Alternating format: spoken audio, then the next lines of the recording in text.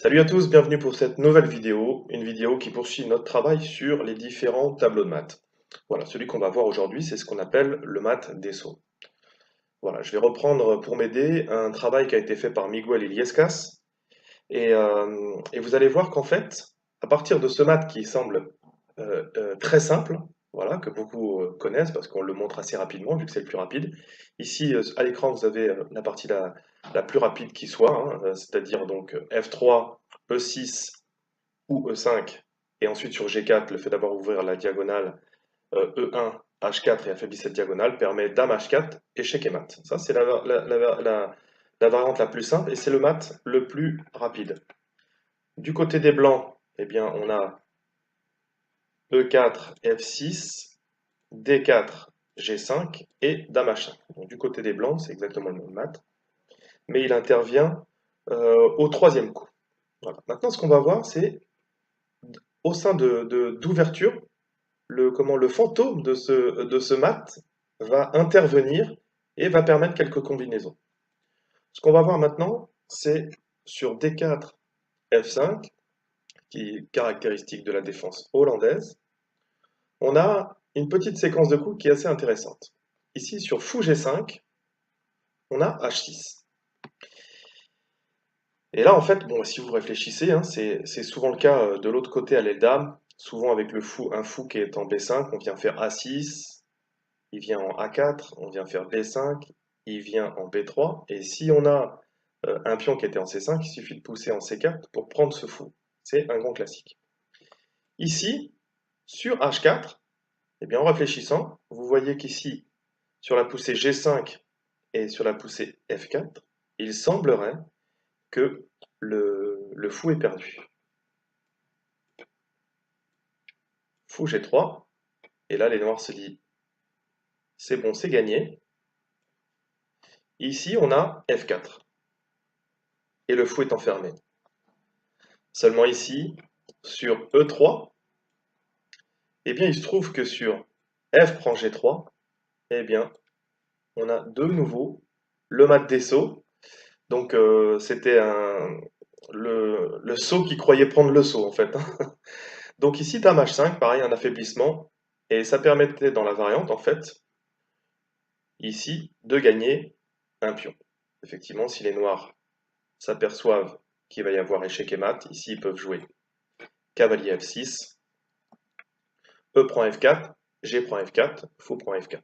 Il y a un affaiblissement ici, mais c'est contrôlé par le cavalier, mais il y a quand même eu la perte d'un pion, et ici, les blancs ont un net avantage. Ici, au lieu de G3, enfin sur fou G3, au lieu de F4, on a une défense qui se joue cavalier F6, E3 et D6. Il y a notamment eu une partie entre Kasparov avec les blancs et Iliescas avec les noirs sur cette variante.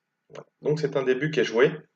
Bon voilà, c'est un piège d'ouverture, mais on a un relan de mat des sauts. On va voir maintenant une autre ouverture dans laquelle on trouve le mat des sauts. C'est sur F4. F4, c'est l'ouverture bird. Voilà. Et on a une réponse très agressive de la part des noirs qui est le gambit from en jouant E5. Les blancs acceptent ici le pion. On vient sacrifier net le pion en jouant D6. Et sur la reprise, on a du fou D6. Et ça, c'est une combinaison que je vous demande de retenir, c'est celle qu'on va voir. Et c'est celle qui en ressort, en fait, finalement, c'est le schéma tactique lié au mat des sauts qui ressort de cette combinaison. Cavalier C3, les blancs ne voient pas le danger. Et ici, comme on a eu un affaiblissement de cette diagonale, on a un échec ici. On ne peut absolument rien mettre devant ou en F2. Donc ici, la seule défense qu'on a, c'est G3. Et ici, on a mat en deux coups, avec un Roland de mat des sauts. Enfin, l'idée, c'est l'affaiblissement de la diagonale E1, H4, en faisant dame G3, on sacrifie la dame, prise ici, et le fou reprend en G3. Sur G3, on pouvait également faire fou prend, De toute façon, le roi ne peut pas bouger, on ne peut rien mettre devant. On est obligé de reprendre. Et ici, mat. Ce qui est assez surprenant et assez rigolo, c'est que toutes les parties que j'ai regardées sur ces combinaisons, avec un sacrifice sur G3 ou G6, et ensuite, donc le fou se sacrifie, ensuite la dame, tout le monde sacrifie le fou plutôt que la dame. Voilà. Iliescas, lui, préfère mater avec le fou, c'est encore plus joli. Le résultat est le même, mais c'est rigolo, sur les 25 parties qu'il y a dans la base de données où il y a cette combinaison, les noirs ou les blancs préfèrent prendre avec le fou d'abord et mater avec la dame. On sent toute la puissance de cette pièce. Voilà. Allez, on va poursuivre notre travail tout de suite sur une autre ouverture. Nous voici de retour avec une autre position. On va voir une autre ouverture dans laquelle le pattern du mat des Sceaux apparaît. D'accord? Ça va être une variante un petit peu compliquée avec beaucoup de sous-variantes. Donc pour les débutants, vous pouvez aller directement à la minute que j'ai mis dans la description pour avoir directement les positions dans lesquelles on va faire cette manœuvre de fou prend G6 et dame prend G6 mat, ou également sur la case G3. Pour les autres, vous pouvez suivre directement cette position qui est issue de l'ouverture, la défense Owen. Donc là ici, directement sur B6. B6, donc là l'idée c'est de contre-attaquer le centre de pion blanc avec les pièces, donc de mettre le fou en fianchetto en B7. Une ouverture qu'on voit de temps en temps, elle a été jouée par Carlsen lors de l'Open de l'île de Man 2017. Après une chute de coups différente, c'était cavalier F3 au premier coup, B6, et son adversaire a joué E4 et rentré dans la défense Owen. Ici, généralement, les blancs prennent le centre, vu que les noirs leur proposent, donc il n'y a aucune raison de ne pas le prendre. Fou B7, fou D3, F5. F5, c'était un coup il y a quelques années qui n'était pas encore réfuté, maintenant c'est réfuté, vous allez voir, c'est assez compliqué. Et c'était joué par les noirs qui voulaient gagner, qui avaient obligation de gagner, par exemple, et jouer une variante très tendue parce que les blancs, à certains moments, ils n'ont qu'un coup pour garder leur avantage. Donc E prend E5, fou prend G2, et là, c'est là qu'apparaît la menace de mat des Sceaux avec dame H5. G6, seule possibilité pour défendre l'échec de la dame. F prend G6, et maintenant on voit qu'à la découverte, il va y avoir des menaces de mat des Sceaux, en faisant G prend H7. On va voir tout de suite d'ailleurs si les noirs défendent mal et qu'ils jouent cavalier F6, eh bien on a directement le mat des Sceaux avec une variante un petit peu plus élaborée. G prend H7, échec à la découverte de la part de la dame en H5. La seule possibilité pour les noirs, c'est de reprendre la dame. Fou G6, échec et mat. Donc ça, c'était la première variante. En revanche, ici sur fou G6, les noirs peuvent jouer fou G7. Sur fou G7, il donne une case de fuite au roi en F8. C'est la case de F8. Non, je plaisante. Donc un jeu de mots un peu pourri, mais bon, j'espère que vous me pardonnerez. Toujours est-il que maintenant, on a l'échec à la découverte, et là, ici, on a roi F8. Maintenant, on va voir sur H prend G8 faisant dame, eh bien, ça n'amène pas d'avantage au blanc, parce que les noirs font roi G8, la dame est attaquée, on joue en G4, on attaque le fou, mais il prend la tour, et ici, même si on a la qualité, les blancs n'ont pas suffisamment de compensation pour la qualité, même s'ils ont encore une forte position d'attaque ici, les noirs peuvent s'en sortir. Mais les blancs ont un coup plus fort que H prend G8, c'est cavalier F3. Et là, on va voir la suite très tendue. On va avoir deux possibilités pour les noirs. On va voir tout de suite fou prend en H1. Ici, on a cavalier E5 menaçant de faire mat sur F7. Fou prend, D prend, tour prend H7. Bon, les noirs redonnent du matériel, de toute façon, ils en ont d'avance. Mais ici, on fait fou prend H7. Fou E4, en fait, on ne peut que retarder en fait l'échec et mat. Dame E8, parce qu'on a forcément cette menace depuis tout à l'heure avec le mat des deux fous. Cavalier prend, dame prend, roi F7, fou G6, on gagne déjà la dame. Mais il y a mieux, il va y avoir un mat au milieu de l'échiquier. Roi prend E5, cavalier C3, roi F5, F4, A5, Dame G5, Roi E6 et Dame G6 mat. Donc une séquence un peu longue, mais finalement, à partir de Fou en H1, les blancs ont déjà une suite gagnante. Donc cavalier E5, menaçant mat en F7, Fou E5, D prend E5, donc là on menace de refaire une nouvelle dame, de faire des échecs sur F5 et d'amener également le fou en H6, donc ça fait beaucoup de menaces. Les noirs redonnent du matériel, fou prend H7, mais ici les seules possibilités qu'ils ont, c'est de donner du matériel pour retarder l'échec et mat. Échec, seule possibilité ici. Et au-delà du mat qui est trouvé ensuite, on a déjà gain de la dame ici. Je vous montre la suite finale. Échec et mat. Donc, les noirs ici ne peuvent pas reprendre en H1. Donc la possibilité qu'ils ont, c'est de jouer cavalier en F6. Cavalier F6, attaquant la dame. On vient ici en G6. Et là, on donne la possibilité aux noirs de reprendre soit la tour, soit reprendre le cavalier. Surprise du cavalier ici en F3. Tour G1. On vient ramener nos pièces. On a le temps de ramener la tour en G1 pour menacer mat sur G7. Tour H7, défendant le mat sur G7. Dame G3. On vient bouger la dame tout en attaquant le fou en F3. Fou E4. Fou prend, cavalier prend, attaquant la dame. Dame F3. Et ici, on a également le clouage du cavalier sur la tour en H8. Si les noirs jouent cavalier F6, eh bien on prend la dame en A8. Et si les noirs jouent roi G8, dame prend E4, on a rétabli l'égalité matérielle au niveau des pièces et on a déjà un pion d'avance et beaucoup de menaces concernant dans la position. La tour A8 était attaquée, donc cavalier C6, D5, cavalier A5, le pauvre cavalier n'avait pas beaucoup de cases. Cavalier C3, pareil, l'idée c'est on ramène des pièces à l'attaque, on a tout notre temps. Et ici, la position des blancs est écrasante. Donc,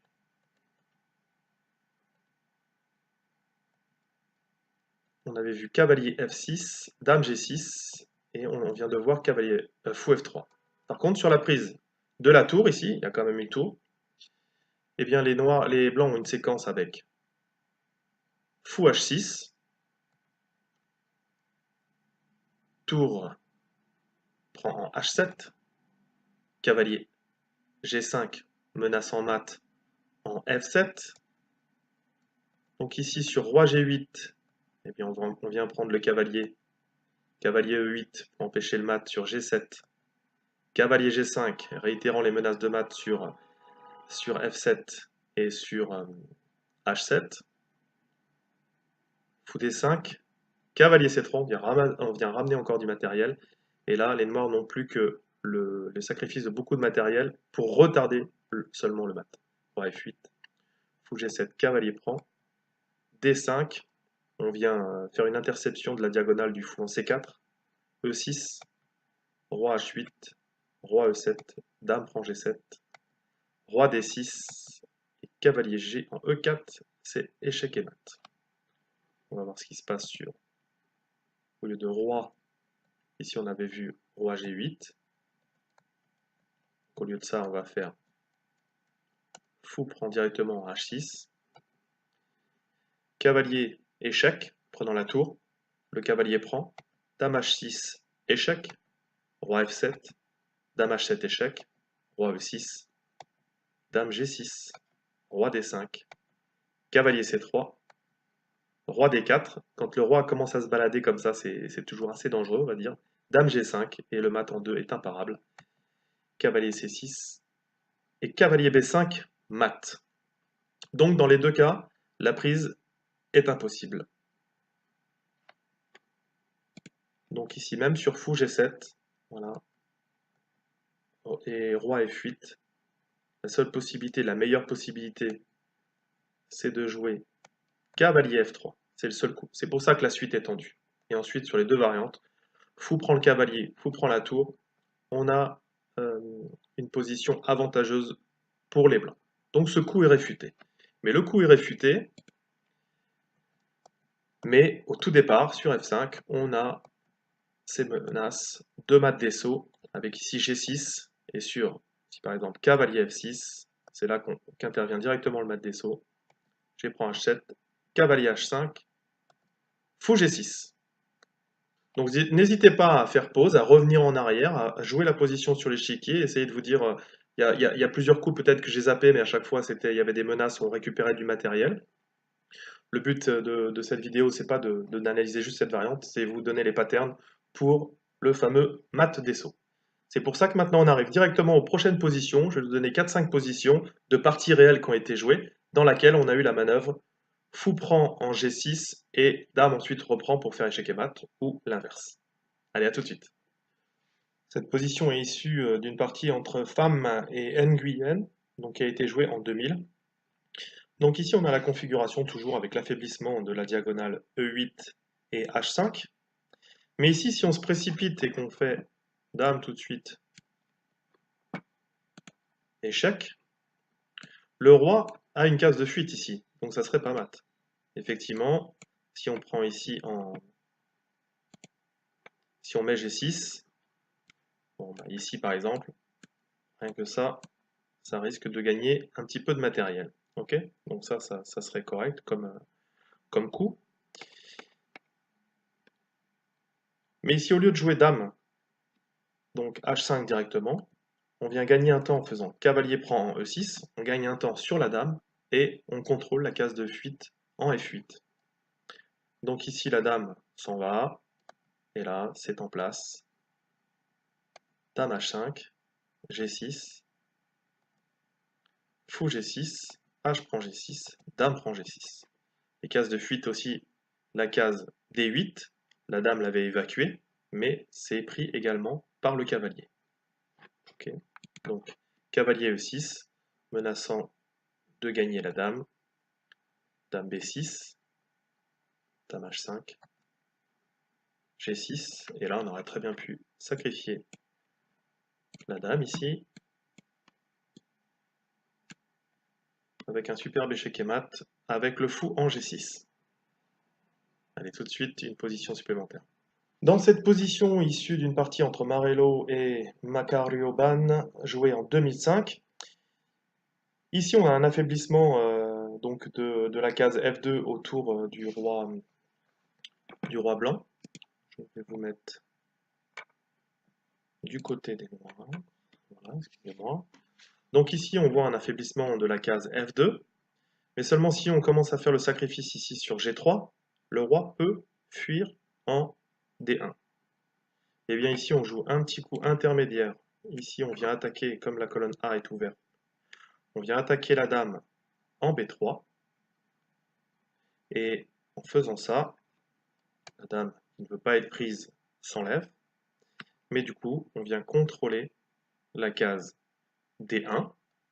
Donc ici, fou G3, H prend G3, dame prend G3, mat. Voilà. À chaque fois, c'est un contrôle des cases de fuite. C'est ce qui s'appelle tisser un réseau de maths. Allez, on passe tout de suite à une dernière position, avant de voir une petite partie qui s'est jouée entre deux grands maîtres.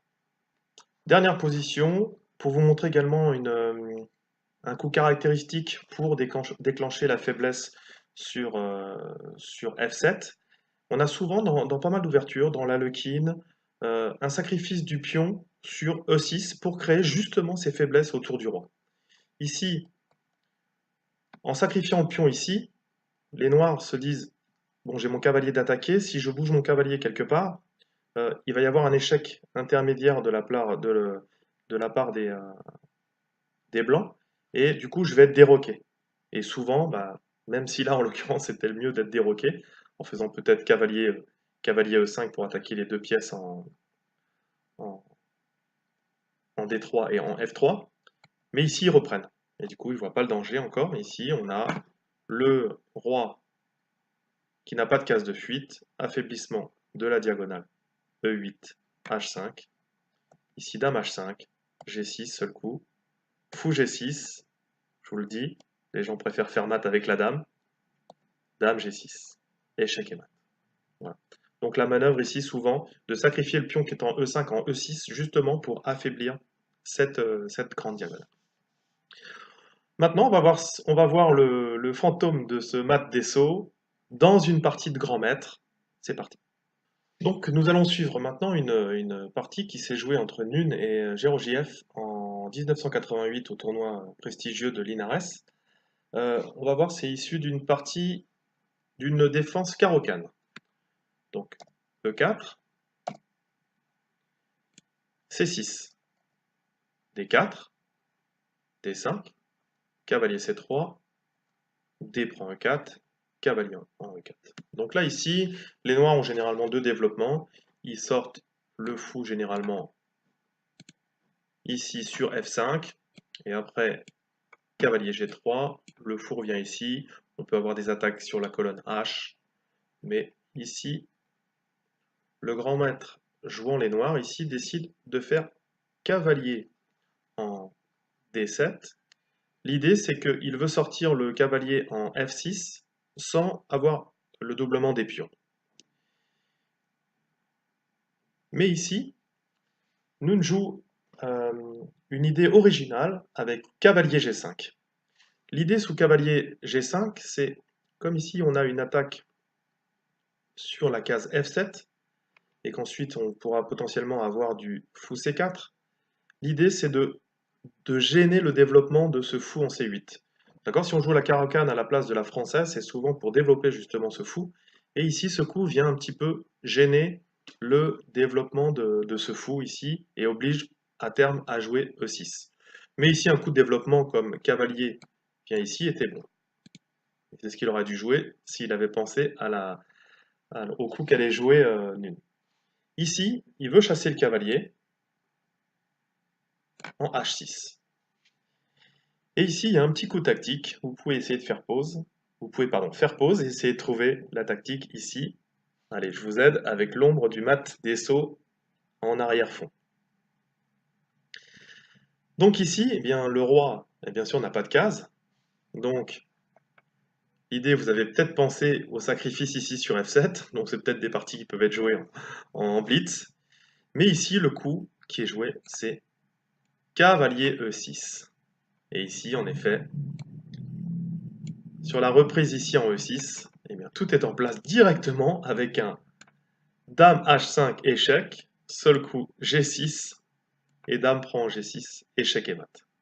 Alors, je vous rassure, le grand maître ne s'est pas pris ici, mais il a dû tellement être surpris par ce coup qu'en fait il joue un autre mauvais coup. Voilà, généralement, vous savez ce qu'on dit au niveau des problèmes, pour pas dire un autre mot, ça vole en escadrille, ou ça va par paire. Ici, il joue Dame A5. Fou des deux. Dame B6. Ensuite ici, on a déjà la menace ici de prendre sur F8. Fou D3, Nune continue avec les petits coups. Et Georgiev se dit, maintenant je peux punir et je prends le cavalier. Ici, encore une fois, vous pouvez faire pause et essayer de trouver la tactique trouvée par Nune dans cette position et qui n'avait pas été vue par le grand maître qui jouait les noirs. Dame H5, case de fuite, aucun problème. Seulement ici, on a la dame et le roi en enfilade, et la dame qui protège la case A5. Fou A5, gagnant la dame. Voilà, donc avec les noirs, ils vont gagner 2 pièces, parce qu'ils ont déjà gagné le cavalier en E6. Donc ici, la partie s'est continuée sur encore 42 coups.